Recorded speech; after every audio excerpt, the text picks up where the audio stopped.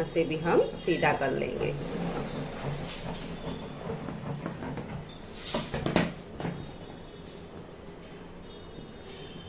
ये हमारी बंद घड़ी है और ये है हमारी खुली घड़ी। तो बंद घड़ी को हम मोड़ लेंगे, अपनी तरफ एक तरफ रखेंगे और ये रहेगी खुली। खुली हुई आस्तीन से हमें और बंद आस्तीन से हमें बीच वाला हिस्सा कट करना है और ये जाएगा हमारा सिलाई वाला हिस्सा। अब आप देखेंगे कि आपके शोल्डर कितने हैं। तो मेरे शोल्डर बन रहे हैं 15, तो 15 7.5 पर पॉइंट करके हम एक लाइन खींच लेंगे। और अब जितना भी इसका आधा होता है वो हम यहाँ पर पॉइंट करेंगे। छोटी आस्तीन है तो हम आधा करेंगे। तो यहाँ पर हुआ 2.5, हमने ली है 5 इंच की आस्तीन। तो यहाँ से ये लेंगे सीधा, इसको हमें कहीं भी मोड़ना नहीं है, कुछ भी करना नहीं है। ये आएगी हमारी फिटिंग की सिलाई, जितना हमने बढ़ाया है वही आएगी हमारी फिटिंग की सिलाई। अब आगे करेंगे जो हमारा 7.5 है, 7.5 की बीचों बीच एक पॉइंट दे देंगे, जिससे हमें पॉइंट दे देंगे। अब ऊपर की तरफ हम लेके जाएंगे, उसको भी हम आधा करके एक पॉइंट दे देंगे।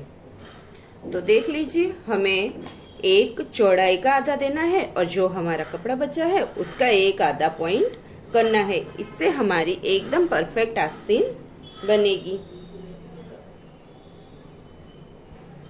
यहाँ पर मैंने एक पॉइंट किया है और एक पॉइंट यहाँ पर किया है। अब करेंगे हम आस्तीन की गोलाई। तो गोलाई देने के लिए अगर आपको डायरेक्ट नहीं आता है तो आप हल्के हाथों से पहले 1 इंच के हिसाब से हल्की सी गोलाई, एकदम हल्की सी ऊपर से गोलाई देंगे और अपनी तरफ मोड़ के जो ये वाला हिस्सा है और हमने जो बीच में पॉइंट किया था उससे हम आधे से एक धागा,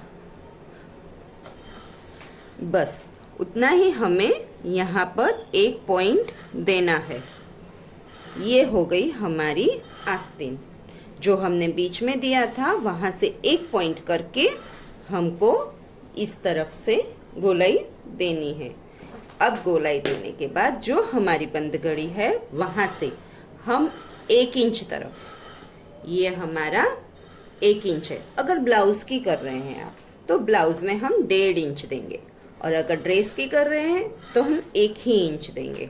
तो यहाँ से मैंने 1 इंच 1.5 इंच लिया है क्योंकि मैं ये ब्लाउज के लिए बना रही हूँ। यहाँ से हम करेंगे ब्लाउज की आस्तीन की कटिंग। हमें और कोई भी शेप नहीं देना है, बस यही 2 पॉइंट आपको याद रखने हैं और अच्छी तरह काट लीजिए। यहाँ से मैंने काट लिया। अब यहाँ पर हम दोनों इकट्ठा करेंगे तो देखिए ये वाला हिस्सा अलग से दिख रहा है और ये वाला हिस्सा अलग से। इसमें हमने और कोई अलग से कटिंग नहीं करी है।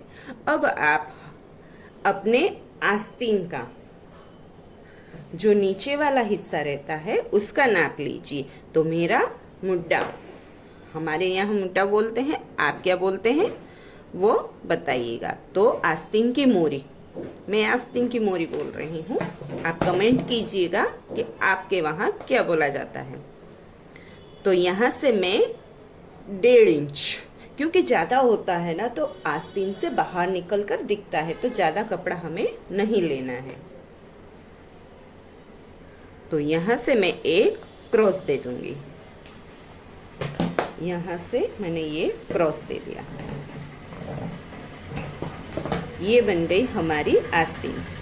आगे का कट भी लग गया, पीछे का भी लग गया और एकदम आराम से। अगर आप पहली बार भी बना रहे हो तो भी आपकी परफेक्ट आस्तीन बनेगी। अब एक ध्यान और रखना है, अगर आप आस्तीन लगाते हो और आगे वाला पीछे हिस्सा और पीछे वाला हिस्सा, तो हम पीछे वाले हिस्से में एक हल्का सा कट लगा देंगे, जिससे हमें पता चलेगा कि ये हमें पीछे लगाना है और एक हम शोल्डर पर कट लगा देंगे। ये यहाँ पर शोल्डर के साइज में हमारा कटेगा, तो एक वाला हिस्सा यहाँ पर कट कर देंगे और एक लगाएंगे हमारी फिटिंग की सिलाई के लिए। तो फिटिंग की सिलाई हमारी कहाँ तक आती है वो हम ड्रेस में पहले नापेंगे, उसी हिसाब से फिटिंग की सिलाई के हिसाब से लगाएंगे। तो जो हमने 1 इंच किया था उससे हल्का सा थोड़ा आगे, क्योंकि जब हम सिलाई करते हैं तो थोड़ा सा मोड़ते हैं और मोड़ते टाइम वो हल्का सा राउंड शेप आता है, इसकी वजह से हम थोड़ा आगे देंगे और इसकी वजह से हमारी सिलाई में अच्छी फिनिशिंग आएगी। तो ये हमारा टक्स हो गया और ये पीछे वाला हिस्सा, ये शोल्डर वाला हिस्सा, यहाँ से हम आगे की शेप लेंगे जो हमारे आगे के हिस्से में बैठेगी। तो ये से बनती है हमारी छोटी आस्तीन।